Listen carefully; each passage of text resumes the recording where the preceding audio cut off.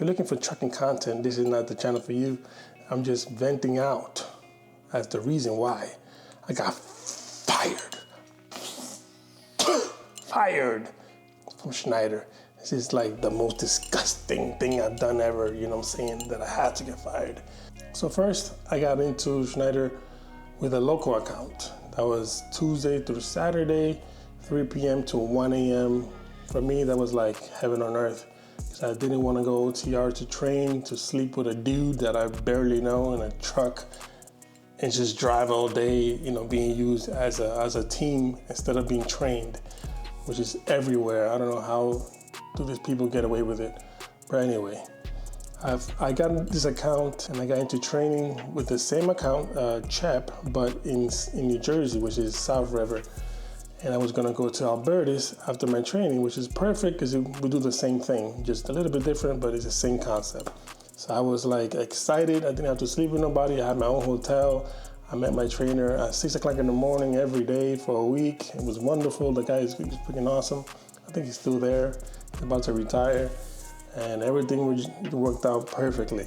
Now let's establish what kind of employee was I, so you can understand the level of stupidity that this was. First of all, less than 6 months of me working in the night shift, almost all of the old heads were gone. So every new guy that came in, my DBO called me, said, hey, can you train this guy? Tell him how we do things here. Tell him, you know, all the paperwork, all the how-tos and everything. So I trained a lot of people. I think I trained like 8 people for free, completely free, because Schneider has trainers that they're supposed to have on site, but they don't. And on top of that, everybody had my phone number. All the new guys were calling me, even on my days off. I used to help these people get their loads done for free. I mostly took care of the entire account for the night shift, everything that you could think of. Whenever somebody made a mistake, they used to call me to go and fix it. Whenever the day shift couldn't do a live load because, you know, they were too busy, there was an ongoing joke that Louis will get it. Surely for sure, I would get the load. I'd take a screenshot, I'd send it to them. They all laugh, yeah, you know, we knew you was gonna get it. I was that type of employee. Whenever another depot needed help, I was the one that went. They used to ask everybody else, nope, no. They didn't even have to ask me. Always did it, no issue, no problem. When other employees canceled their loads because they didn't want to go far, or they didn't want to go to a depot because that's the right reason, they dropped the load, and guess who got it? Me, I did it. That's the kind of employee that I was for them, doing everything for free, even on my days off, helping these people. Even my wife was like, why are you helping these people on your day off? You know, and I really hate seeing people that are new struggle with something that I know, which I could just stop and be like, hey, do this and do that better. Like, you know, we're all humans here. Why not help each other? You know what I mean? You know, that's my stance. So everything was going great for 2 years and 4 months until the new operations manager came in. Every new manager, you know, they come in like this with their chest puffed.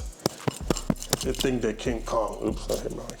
He had an issue with every little thing that I did. So first of all, when he came in, I didn't talk to the guy. I didn't hear nothing about him for like 2 weeks, 3 weeks. Then out of the blue, on April 11th, which was my last day, official day, he calls me up. I was like, oh, because my loads were not loaded. So I was waiting for my load to get loaded. And I said, hey, by the way, I don't have my loads. What's going on? And he's like, well, you know, I have to talk to you first. A guy I never met before, never talked to before, right? Then he started accusing me for like 30 straight minutes that I was stealing from Schneider, that I was a thief, that I was doing everything wrong. And one of the things that he was saying is, why am I starting early? If I start at 3, like, why am I starting at 2:30, 2:40? I'm like, well, if my truck is here, my slip stays here, why can't I take the truck? And he's like, like, am I going over my 10 hours of service? No answer. All the accusations were baseless. I'm like, this is how I was trained for 2.5 years. Nobody had an issue. At one point, I had him so frustrated that he said, I'm gonna give you a chance to resign. I'm like, do you think that you're talking to like a little boy that can just freaking quit their job and it's all good? Like, I'm a man, I have responsibilities. Like, what the hell are you talking about? So then he's like, well, you know, we caught you speeding. I'm like, this guy just inventing everything on the book. He's saying that I was speeding, that I was going 26 on a 15-mile road. So I was like, what road was that? Like Alberta's road, which is the one, adjacent to the base. I'm like, that road has a 35-mile-per-hour sign. Then he goes ahead and sends me a picture from Google from like 10 years that says 15 miles an hour. And I'm like, that road got redesigned. It's a brand new road there and it says 35. So again, I debunked everything that he was saying. At the end, he was like, what does it matter if he was speeding or not? Like, he was just trying to get me somewhere and he couldn't find anything because I wasn't doing anything. So then at the end, he was like, you know what? You're being respectful. Others would have cursed me already. Let's just put this behind us. And I'm like, I'm not laughing in my head. So then I had on the phone. So I was like, you know what? Let me go and record the road sign just right there in the depot. So before I started my shift, I go over there, I put the phone in the holder, and and I rolled by the sign, 10 miles an hour, nice and slow. Then I took a screenshot of the road sign and I sent it to the operations manager, my DBL, and the assistant. Like, hey, this is the road sign.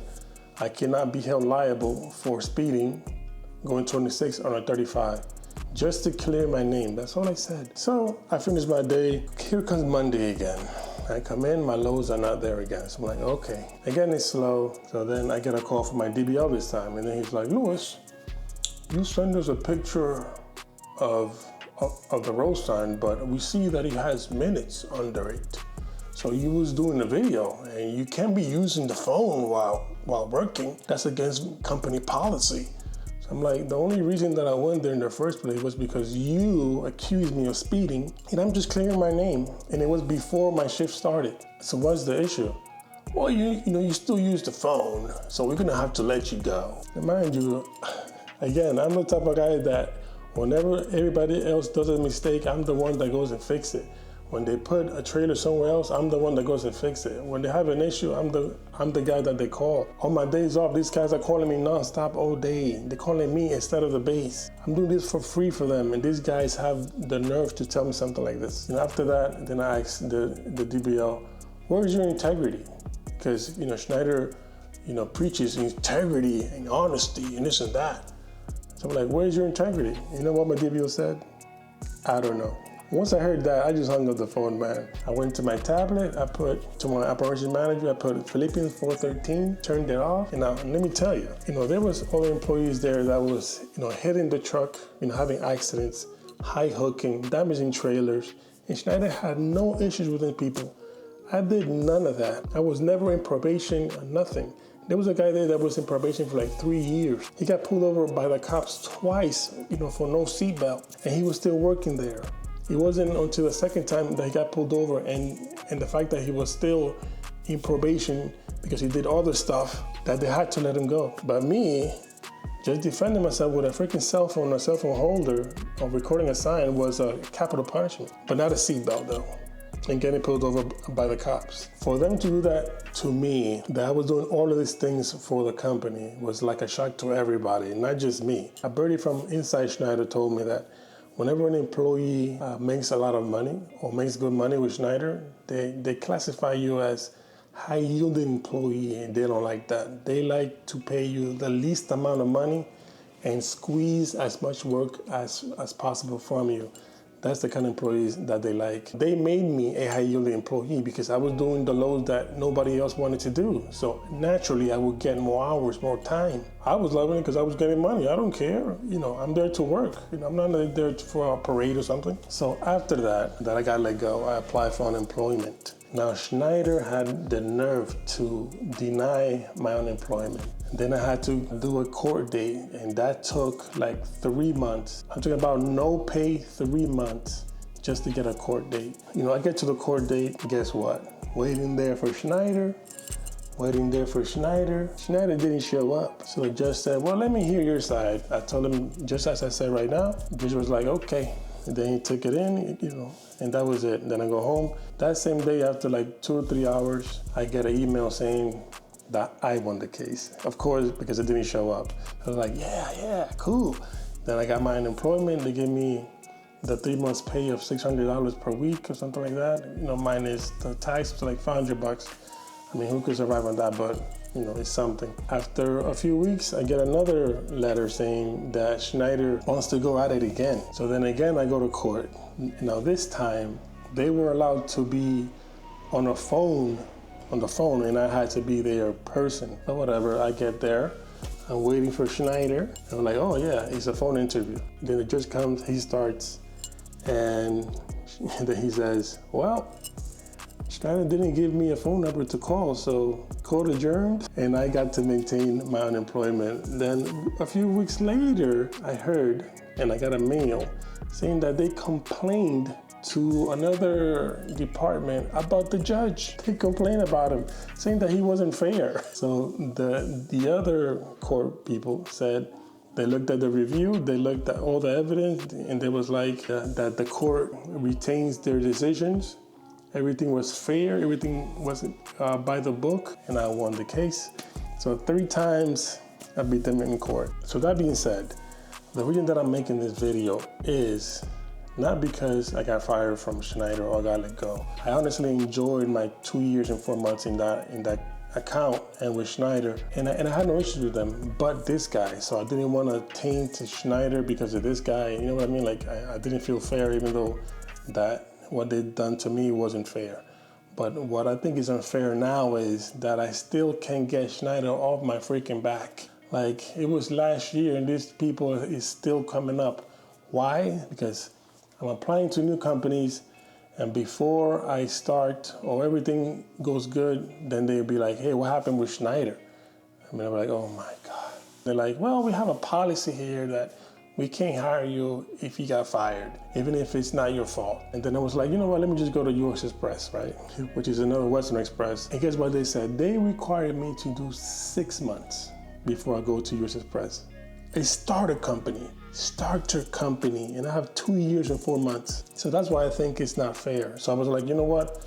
Let me put this out in the world then and let people be the judge. Was I wrong? Or just defending myself with a simple cell phone use in the truck, in a cell phone holder, just to prove my innocence? After all that I've done for the company, did I deserve that treatment? Can't get even, with another company because they always take Schneider's word verbatim. Wow, man. So at this point, I don't know how to clear my NVR. If a lawyer is seeing this video and you think I have a case, I don't know if the statute of limitation with the time ran out. It was April 11, 2025. Today is May 14, 2026. I don't know if the time limit ran out, but if you're a lawyer, hit me up. I'll leave my email down below. If I could sue these people, please let me know, because I think I want to go that route too. But for the new people that are trying to get into Schneider, don't use this video to discourage you to get into Schneider.